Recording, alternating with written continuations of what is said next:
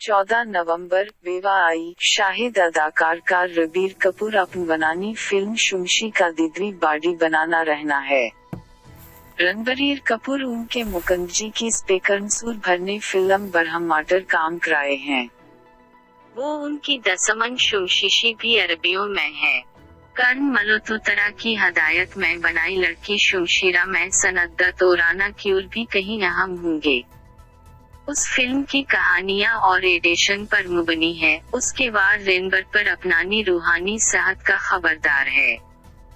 रणबीर कपूर को शामिल करें जिनसे ज्यादा पसंद है। उसके साथ ये है कि वो शर्मतीर का दिदरी करे में काफी पेचीना बहा रही। ऐसा ही माना जा रहा है कि वो उसके दिन के चेहरे का महरम कर रहे हैं। शुमशीरा अगला साल 31 जुलाई को रिलीज